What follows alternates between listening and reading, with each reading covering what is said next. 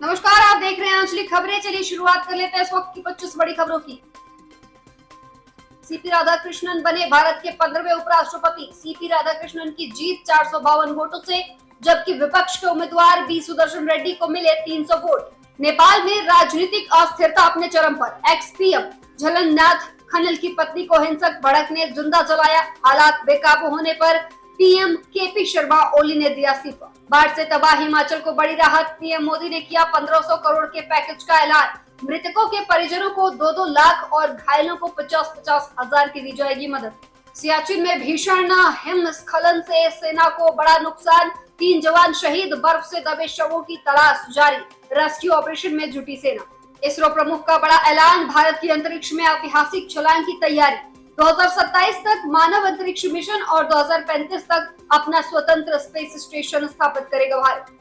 Supreme court में राज्यपालों के अधिकारों पर राष्ट्रपति के सवाल की सुनवाई जारी। सुप्रीम कोर्ट की 5 न्यायाधीशों की बेंच ने राष्ट्रपति के संदर्भ मामले में जारी रखी सुनवाई, जिसमें राज्य विधानसभाओं द्वारा पारित बिलों पर राज्यपाल और राष्ट्रपति के कार्यवाही की समय सीमा पर होगी चर्चा।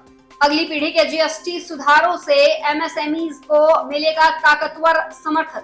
हाल ही में हुए जीएसटी सुधार इलेक्ट्रॉनिक्स और सूचना प्रौद्योगिकी मंत्रालय के अंतर्गत आने वाले खासकर छोटे और मध्यम उद्योगों एमएसएमईज को बड़ी बढ़त मिलने की उम्मीद। नेपाल में अशांति पर भारत की प्रतिक्रिया। पीएम मोदी की अध्यक्षता में कैबिनेट सुरक्षा समिति की बैठक। नेपाल में बढ़ती हुई अस्थिरता को लेकर पीएम मोदी ने कैबिनेट सुरक्षा समिति की बुलाई बैठक। भारत में यूरोपीय संघ की राजनीतिक एवं सुरक्षा समिति ने किया दौरा। यूरोपीय संघ की राजनीतिक एवं सुरक्षा समिति पीएससी, जिसमें इसके अध्यक्ष और 27 राजदूत शामिल हैं, 10 से 14 सितंबर तक भारत का करने वाले हैं दौरा। नेपाल में जनजीज प्रोटेस्ट के बाद कानून व्यवस्था पर भारी संकट। देशव्यापी विरोध प्रदर्शनों के बीच 1432 कैदी जेल से फरार। सरकार की पकड़ हुई कमजोर। हमास नेताओं पर इजरायली हमला। कतर में ट्रंप के प्रस्ताव पर चर्चा के दौरान हुई बमबारी। क्षेत्र में गहराया तनाव। एशिया कप में अफगानिस्तान की धमाकेदार जीत। हांगकांग को 94 रनों से हराया। 7 बल्लेबाज दहाई का आंकड़ा भी नहीं छू सके। गुजरात में नेपाल में फंसे नागरिकों के लिए केंद्र सरकार से मांगी मदद। गुजरात सरकार ने केंद्र सरकार से अनुरोध किया है कि नेपाल में जारी अशांति के कारण वहां फंसे राज्य के पर्यटकों और छात्रों की सुरक्षित वापसी की जाए सुनिश्चित। दिल्ली में अश्लील हरकत के आरोप में कैब ड्राइवर हुआ गिरफ्तार।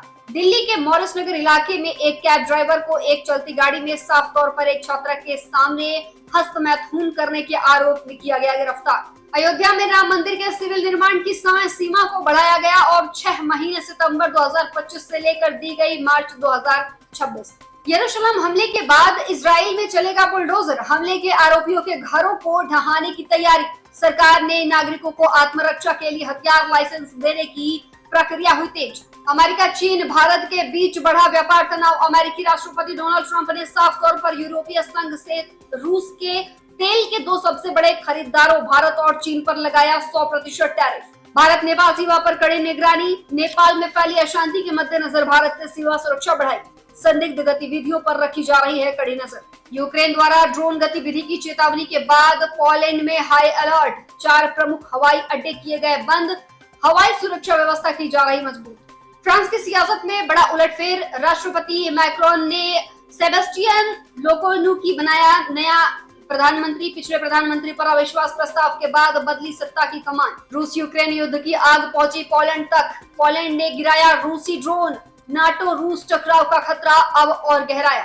भारत को विश्व बैंक से मिली बड़ी सौगात। तमिलनाडु और कर्नाटक के तटीय इलाकों में प्लास्टिक प्रदूषण से निपटने और रोजगार बढ़ाने के लिए नई परियोजना लागू। यूक्रेन में रूस का हमले में यूक्रेनी पेंशन के लिए खड़े 24 बुजुर्गों की मौत। जेलेंस्की ने कहा दुनिया को शांत नहीं रहना चाहिए। पीएम मोदी ने की यरूशलेम में हुए आतंकी हमले की निंदा। आतंकी हमले में गई थी 6 मासूमों की जान। कहा नहीं करेंगे आतंकवाद जरा भी बर्दाश्त। ऑस्ट्रेलिया से खौफनाक वारदात आया सामने। एक महिला ने जहरीले मशरूम खिलाकर की 3 लोगों की हत्या।